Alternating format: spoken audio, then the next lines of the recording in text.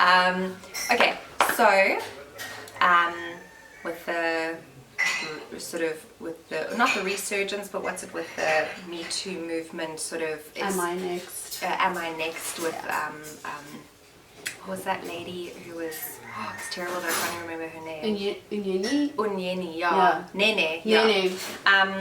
It's not much of a name.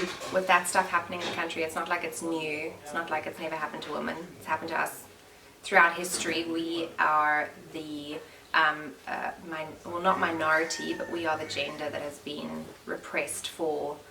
You know.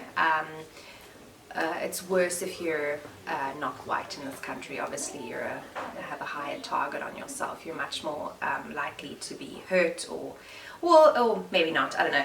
Anyway, what I thought when I was in 2011, how old was I? 20 or 19. I thought that kind of stuff only happened to people who came from like lower socioeconomic areas or had an abusive childhood and they were continuing the cycle or had gotten into drugs, and that kind of thinking is what shifts the mentality from why is the abuser abusing to why are you letting yourself be abused. It moves from putting the blame on the abuser to victim shaming, because you're like, why are you in that situation? If you didn't take drugs, you wouldn't be abused. And that's not true at all. It can happen to anyone at any time for any reason. It just depends on the situation that you're in. It's not determined by money or education or addiction status, although addiction plays a big role. So in 2011, I was in my second year of varsity, and I had broken up with my long-term boyfriend from high school, and it was really ugly. And I was feeling really, really lonely and depressed and just alone in the world and without purpose. And I came home over the holidays from varsity to waitress in the small town that I grew up in, where we are now. It's literally 2 blocks up the road that way. That's where I waitressed, and this regular started coming in, or he wasn't a regular, but he became a regular, and it was this guy who was contracting with environmental work on the Berg River. So, you know, you hear environmental work and contracting and independent contractor, you think like cares for the environment, probably quite a mature person, probably makes a good amount of money. You know, I'm not gonna lie, that's always a factor in a partner. Not always, but it is sometimes a factor when you think somebody can. It's an attractive factor. It's an attractive factor, yeah. I don't want to sound shallow, but it's not, you know, I don't want to lie. You're not it is what like, it is. Hey, what's up? You have so much debt. I am into that. You know, that's not really how it goes.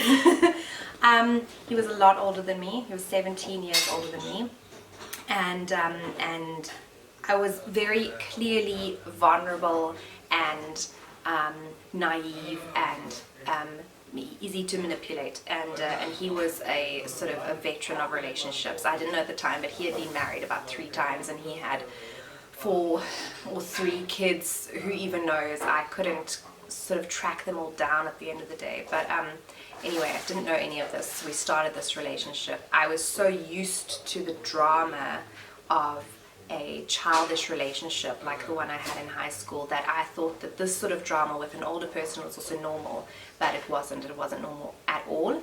And he had a very intense drinking problem, which I also didn't pick up because I grew up in a family where you drink at every single social occasion for any reason, but nobody ever got ugly or aggressive, and so that's how casual alcoholism sort of falls under the radar. But a lot of my family are definitely sort of casual alcoholics. I don't know how to say it, but like, you know, it's a behavior which goes unnoticed if you're not aggressive or you don't actively destroy your relationships because of alcohol, and it sort of is possible because alcohol is so acceptable in today's society. You have a drink if you're feeling bad, if you're feeling good, if you're celebrating something, if you're commiserating something, you just have a drink for all of those things. And alcohol is much more damaging than so many other types of drugs. I still don't understand why alcohol is legal. I don't understand it. It ruins families and people's lives and stuff. Anyway, so I'm working at this bar. This guy's 17 years older than me. We start a relationship. It starts out with him, it's called love bombing. It's when a narcissist because I find out he's a narcissist later on. You do research when you're in this sort of situation. It's called love bombing. It's when they bombard you with messages and phone calls and presents and attention and like it's literally love bombing. You just feel, from a point of view where I felt alone and rejected after the breakup, the love bombing felt like something that was normal, and I liked it, and it was nice to receive so much attention, especially from an older man, especially from somebody who seemed to be like mature in their own sort of life path, and I was... Makes you feel good. Makes you feel good. Yeah, makes you feel special. Makes you feel good about yourself. Makes you feel special, especially, then you feel like you've caught this prize, this older, affluent man. You feel like, I am definitely the shit. There's something about me. The something about me was that I was young and impressionable though. So, and also like for a gross older man sleeping with somebody 17 years their junior, that's the dream. They always are like, barely legal teens. Ooh, so creepy, so bordering on pedophilic, so disgusting. But you look back at it you now. were love bombed. Yes, love bombed. Yeah. So that didn't come into play. People were saying, 17 years older and he wasn't technically divorced when you got together. Well, yeah. Do you honestly think a 20-year-old is going to go through the mature motions of analyzing a relationship when you don't really have the basis of what a healthy relationship should look like in the first place, I also worked through a lot of sort of abandonment issues with an older man figure in my life because I grew up with a single mom. I didn't see my dad as much as I would have liked to. So I think part of that was also just receiving attention from an older male figure where it sort of filled the hole of feeling abandoned and neglected as a child by my own father. So cool. But also people through the that misconception that when you're in your 20s you're emotionally mature is just... It's ridiculous. You're not. You haven't had enough life, and not to sound condescending, but you haven't had enough life experience to know what somebody that much older than you is wanting with you. You think you feel special, you're not special, you're actually just dumb, you're naive. You're young dumb. Young dumb, and there's nothing wrong with that, but there is something wrong with that when you get taken advantage of by an older man. And my mom said the first time she even heard I was dating this person, she was like, don't do this. This is dumb. This is weird. And I was like, you don't know. You don't know what you're talking about. Like, as a mother yourself, 99.999%, it's mostly true. You were right, Mom. She's not listening. You were right. She knows. She hadn't even met this guy yet, and she was just like, sis, man, why is this old guy? What does he want with you? And I was like, age is just a number, Mom. Oh my gosh, our souls are the same age. That's a 20-year young dumb coming in right there. Our souls have lived the same lives. No. He has mental problems, addiction problems, and you are young and beautiful. There's no souls. No, stop it. Anyway, so we continue this relationship. The love bombing, that's how it starts. You start with this unfettered attention and praise and stuff. The abuse it doesn't start straight out with somebody just like on your second date punching you in the face. Like then you would be like, I'm out, bro. They've got to get you in. So they also start with stuff like gaslighting is a huge thing with being in a toxic relationship, being in an abusive relationship. Gaslighting is when you do something or you say something or they do say something or they do something or they say something, and then later on they gaslight you and you go, I remember you did that thing and it disrespected me and I didn't like it, and they go, I didn't do that thing, you're misremembering. They basically make you question your own reality, and they make you question what you remember and what you don't remember, and you kind of feel like you have to rely on them to be your memory because you clearly are so shit at it. They have to point out every time you're remembering something wrong. But the thing is, you're not remembering wrong. You're remembering absolutely correctly, but you're not remembering it in a light that paints them in a good way. It paints them as the shit that they are, but they can't have that as your reality. They need your reality to be that they are your sort of savior. So they'll gaslight you in terms of, we had that fight and it was because you came home drunk, and they'll go, I wasn't drunk at all, you had had like 3 drinks, and you're like, I had maybe 2 drinks but I wasn't drunk, and they're like, you can't hold your alcohol, you started that fight, you don't remember. And in reality they started the fight because you said, you know, why would you come home drunk, or why would you drive while you're drunk, and then they twist reality to make you think, okay, no, maybe I started that fight, maybe it was me, maybe I was being too nagging or what's the word, pedantic about rules or whatever. But that's gaslighting. They make you question your reality, and that's also a form of mental abuse. It's absolutely mentally emotional abuse. Yes, absolutely, because questioning your own reality, you feel like you're going insane. You feel like you have to rely on this person to navigate life, and actually they're the ones who are chipping away at your self-worth and self-confidence and stability in your own reality and decision-making abilities and everything. So you end up sort of feeling like a useless turd, and nobody could ever love you because you're so shit, and this one person is just so good to you by loving you, and it's the other way around, they're shit, and you're the one who's good for staying with them, but they flip the story and they make you feel like shit, and then you stay with them. So grateful that they are in your lives. Yeah, you should be happy. I'm here for you. Absolutely. And you know, it even gets to the point where they like actually say that stuff to you, like, you're so disgusting and fat and awful and ugly and stupid, and you're just lucky I'm with you or whatever. So you know, so that kind of stuff, and you believe them, which is the worst thing, because somebody's saying that stuff to you. Generally, like we say to our kids, don't listen to people who say that stuff, because they're bullies, and it comes from their own it's a reflection of their own self-worth when they say that stuff to you. But when you're an adult in that situation, you think this person loves you and is looking out for you and wants the best for you, because that's what you're taught what relationships are, what healthy relationships are. But they're misusing the situation, and they tell you that you're just the worst in every regard. And you think, well, they must be telling me the truth, and maybe I can work on myself and I can do better and I can fix this relationship, and I'm the problem and I'll fix it. And you put all this onus on yourself, and they do nothing to change. They do nothing to rectify their behavior. They just keep on throwing the problem back to you. So I was in a relationship with this guy for about a year, and then I felt pregnant, and I kind of had always wanted to have a child. I don't know, I always said I didn't want children, but I always really did want children secretly. I remember you telling me you don't want kids. Yeah. In high school, you were like, I don't want kids. I never want kids. Yeah, never, ever, ever. And maybe it was just because the thought of becoming responsible for another human being was so daunting, because it is daunting, and also, like, at the heart of things, I can be a pretty selfish person, so I was like, oh, and then I have to like look after a human, I can't do it. Stay alive and feed them. I come first, I don't want to do this. We're all there, don't worry. Same exact me. My first thing was like, oh man, I've got to replace all my clothes. Yeah.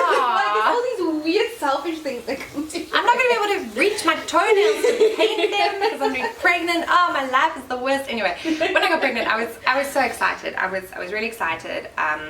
All of my friends and family are pro-choice, so a lot of people asked me if I wanted to go for an abortion because we were very young. I was 21, and I said no. I'd spoken to them about it before, and I was like, if I ever get pregnant, or I said to them, if you ever get pregnant, I'm pro-choice, keep it, don't keep it, but I'll support you in whatever you want to do. And they said the same thing to me, and they said, you don't have a job, you don't have qualifications, you don't have a place to stay beside your mom's house, like you don't have a solid relationship with this guy. Like, everybody had started sort of realizing that the relationship was quite fraught. There were always fights, there was a lot of drinking, nobody liked him, nobody. That's also a huge red flag. You think that your relationship is so special that everybody not liking them is just a reflection on how they can't see the specialness of your relationship, but it's not true. It's just your friends and family who care about you and who can see that you're not being treated right. It's not It's not people trying to like ruin your life or take away your special lover or whatever. They genuinely. Sometimes we're just blind to what they actually can see. Absolutely. And as much as people say to me, this guy is just, I had a friend send me an email about he was changing, about how this relationship was changing the way that I was acting, and my friend Rob, he lives in Russia now, and he was a really, he's just a lovely person, but he sent me an email saying like, this guy is not good, and I should have listened to Rob, and I should have listened to my mom, and I should have listened to my best friend Rosie, who stopped talking to me for a few months because she just couldn't handle seeing her best friend be killed basically by this other human being. It was too traumatic for her, and I understand that. I completely understand that, and I would have done the same thing, honestly, because what do? You say to this person over and over again, like, why are you with this person? What are you doing? They're hurting you, they're ruining your life, they're just making you take a path that you shouldn't be taking. Like, you are so full of potential and vibrant life and energy, and this old person is just sapping it all out from you. Like, and because of the mental emotional abuse, your personality changes. Yes, like, exactly. Small things triggers you, like, no, it's not like that. Yes. It's like this. Yes, exactly. You know? Yeah. And when you're making excuses, they're like, it's excuses. We can see right through it. That's a straight up excuse, and you're like, no. You don't know anything about our relationship. It's what's a different word for excuse, you know? And then you're like, no. But it's straight up excuses. Okay, so I was pregnant, and then I lost that baby at 4 months, and it was really hard to reconcile the loss of a child with the relief of not having a child with somebody that toxic and disgusting, and it was really hard. But women are very fertile after miscarrying, because your body is basically like, well, make another one, because that one didn't work. Quick, let's go. So after the miscarriage, I went for the what is called D&E at the gynecologist and stuff. It's where they like scrape out your womb and make sure you don't get infected or whatever. And then straight after that, I was pregnant again. And now I have a wonderful 7-year-old daughter who is just the light of my life and had changed everything about me. When she was born, it sort of started a new side of me. It's almost created a different facet of my personality. Started seeing my relationship from her point of view. And she was subject to, when she was small, because I left her biological father when she was 2. But up until then, she had to witness a lot of really ugly things happening. Him hitting me while I was holding her, him like throwing stuff at me, also like holding an infant, and this grown adult man punching you in the face and giving you a black eye, and kicking you and throwing glasses at you and throwing lit cigarettes at you, and just treating you like absolute garbage. He shoved me while I was holding her once, and I was holding her, and her head hit the door jamb behind me, and I had to rush to the emergency room at like 1 a.m. because he had severely, or she was fine luckily, but you know, 1 centimeter to the left and there's a nail sticking out the wall and you puncture your infant child's head, like, and it's just because he was irritated that the brandy was finished because he had drunk it all, or I hadn't made enough ice for his drinks that evening, or I hadn't like put away his shoes, or I hadn't made dinner well enough, or whatever, you know, like, for fuck's sake. Just that is not how humans behave when you're normal, you know, or when you deal with your own shit, because that is a reaction of not dealing with your own shit. It's not a healthy mind. It's not a healthy mind at all. So yeah, I mean, I could spend hours delving into why he was like that, but at the end of the day, it's not my problem, and it's not my fault, and it's not my responsibility, and it's never your responsibility as an adult to make someone else happy. You need to be happy on your own, and then come together in a relationship and make each other more happy together. You know, that's how it should work. And my husband now, he does that. He is a stable, emotionally mature, lovely man, and I am not responsible for any of the choices he makes or any of his happiness. We make each other happier together, but individually we're happy as well. As human beings, we have our own interests and hobbies and pastimes, and we do things on our own or together, and it doesn't matter either way. And with this other guy who abused me for 5 years, I couldn't do anything that had any individuality on it. Nothing. Because it would always turn into a fight. Why are you spending time painting when you could be spending time making me food or getting me a drink or doing my work or, you know, whatever. And it was just so exhausting. It was so exhausting. So, yeah. I mean, that is basically it. I think that there is a really, really good book that I think everybody should read. It's called Why Does He Do That? And it's basically you can download the PDF on Google, and I've downloaded it and I'm reading through it, and basically it walks you through, I think it's a therapist who wrote the book, and she basically walks you through how to spot these these abusive red flags of people. If it's, because physical abuse is obvious. There are bruises, people hit you, you can point to a specific event where something happened, but emotional abuse is a lot more insidious. It's gaslighting, it's love bombing, it's stuff like giving somebody the cold shoulder. Emotionally healthy relationships, you don't cold shoulder someone. You talk to them about what's happening and you just go, what you said here hurt me, and can we talk about it, and then we'll resolve it, and then we'll move on. And we've both learnt and grown from this experience. But in emotionally abusive relationships, the person cannot talk to you for like 2 days and you don't know what you did wrong, and they won't discuss it with you, and that's emotional abuse. Mm-hmm. That is straight up emotional abuse. And that's also hard to point to. You can't go, well, you didn't speak to me for 2 days, and then they'll do the gaslighting thing, well, you did this thing, and you go, but I didn't know that was going to hurt your feelings or trigger your man tantrum or whatever, just babies. So there's physical abuse, emotional abuse, mental abuse, financial abuse, when they control what you do with your money. I got into severe debt when I was with this guy, because even though he made twice as much as me, I had to pay for the nanny, the transport, the car's repayments, the groceries, the electricity, the water, I think he covered the rent. And that was it. And anytime he said, well, if you need something, just take money out of my account. And then I would go to him and say, I need money from your account. And he would say, well, what did you do with all your money? Why are you spending all your money? And I would go, well, here is a breakdown of my expenses, and here is what I make. It's 2 rand, and here's what you make. It's 100 rand, and I'm spending my 2 rand plus extra in like credit card debt because you won't help me. And he would go, well, you need to budget better. That's financial abuse. Sexual abuse, just because somebody is in a relationship with you doesn't mean that you have to have sex with them or you have to do anything for them if they want it, and if they force you to, that is coercion and rape, because rape doesn't just happen with strangers, it happens in relationships as well, and that happened with him as well, just straight up rape, which was awful.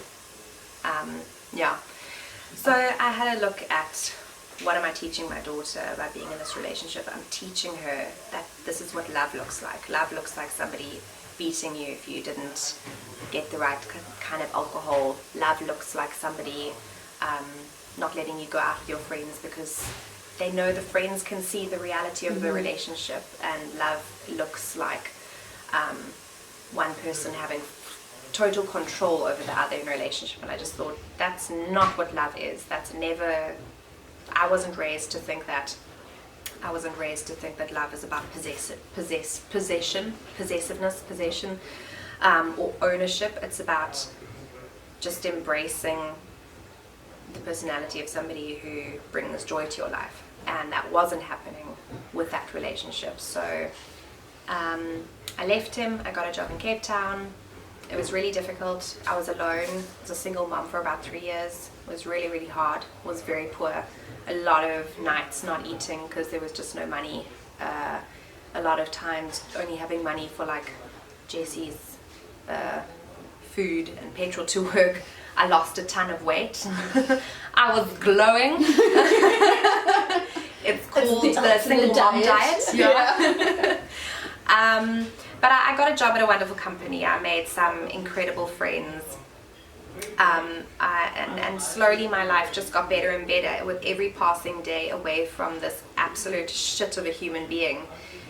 The sun shone brighter. I felt like I could see colors again. I felt like I could breathe again. I felt like I could speak to people openly about what had happened, kind of. It's taken a really, really long time to accept how truly fucked up the situation was, because you don't want to admit it to yourself. You don't want to admit that you as a person, you think you have got great logic and great decision making capabilities. You don't want to admit that I made the choice to be with somebody that terrible. And a lot of people say, well, why don't you leave? And I really like this one analogy I read about where it says like, being in a toxic relationship is not being on a boat and being able to go back to shore away from the relationship. It's being in the middle of an ocean and not being able to see land anywhere. So what the fuck do you do when you leave? You feel completely helpless and alone and untethered if you leave that relationship, because that toxic person has made you so reliant on them. So you've highlighted some of the questions I wanted to ask.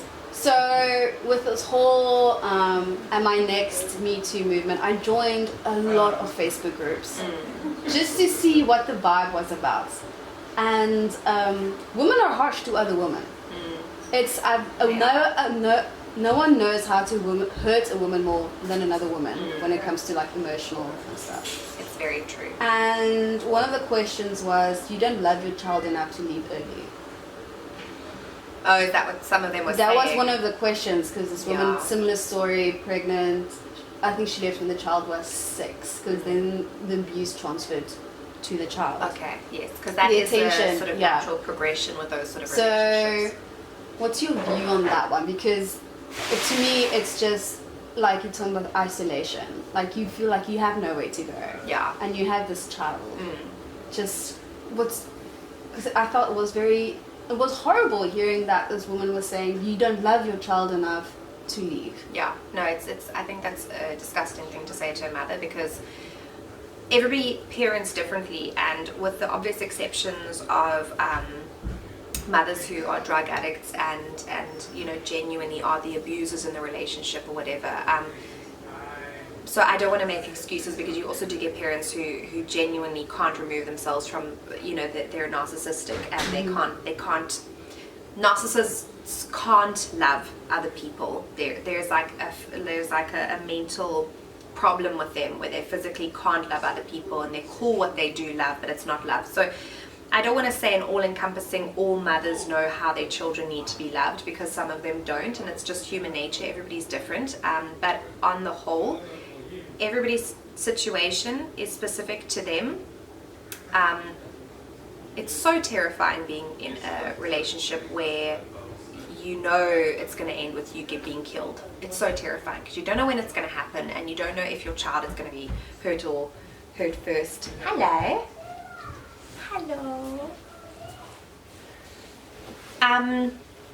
But I think it's a very horrible judgmental thing, and I think people who say those things to other women, or people who say those things to other people, don't understand that that is part of what makes it harder to leave, because the judgment makes you feel trapped. It's like judgmental quicksand, you know, traps. It gets you trapped around your ankles, and you feel dragged into this sort of, you're probably already depressed, and stuff like that doesn't help. If you feel like you want to say that to someone, you don't love your child enough to leave, first of all, don't say it. Hello.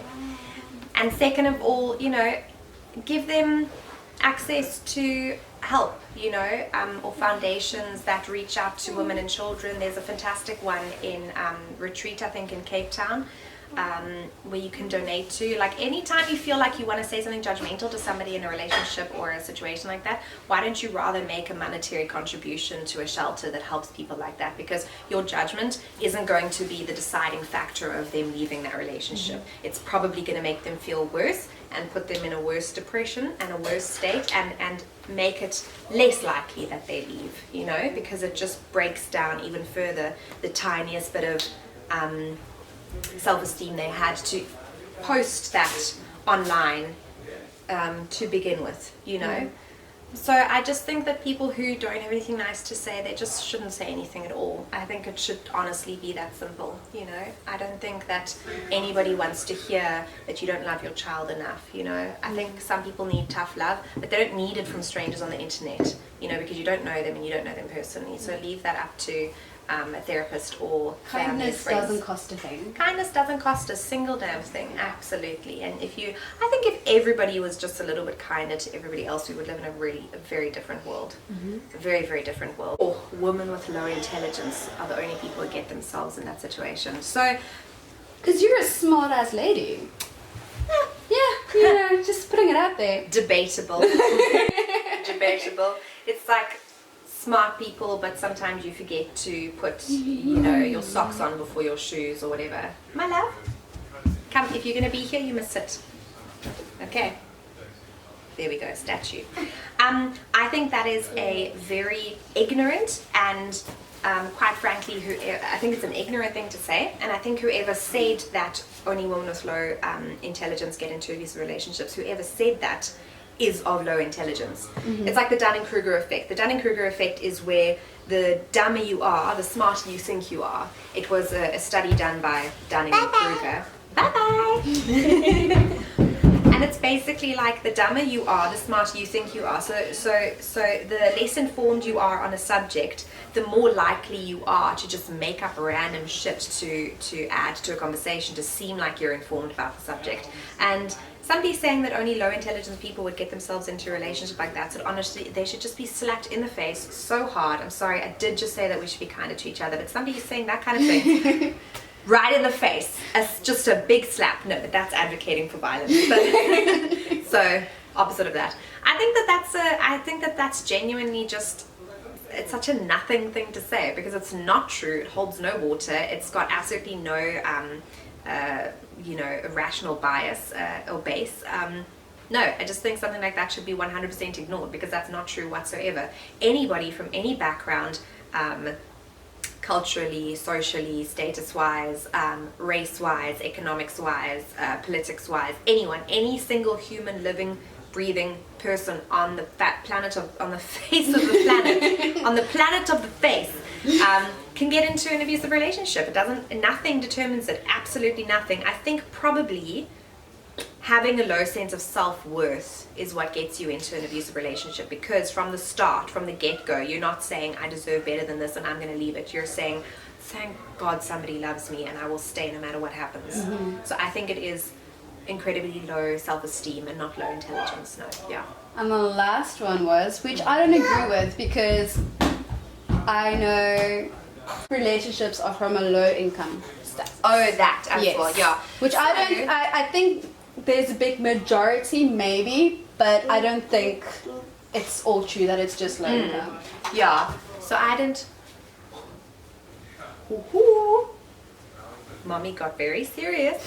Ooh. I gave the face. I think that there have been studies done on the prevalence. Do you want that one?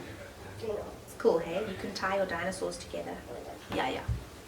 I think there have been studies done on the fact that if you come from a lower sort of a socioeconomic platform that is not platform background that is of a lower status than most, then you are more likely to be exposed to higher levels of drug addiction and higher levels of violence and of gang-related violence and of just poor living conditions, which leads to, like, how the fuck would you like to feel? Sorry.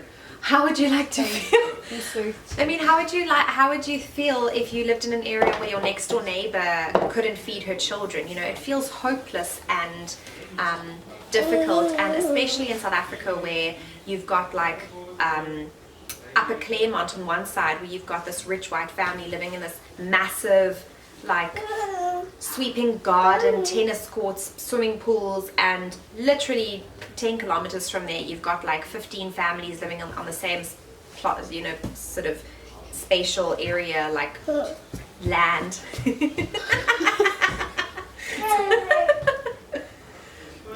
Passionate child. Passionate.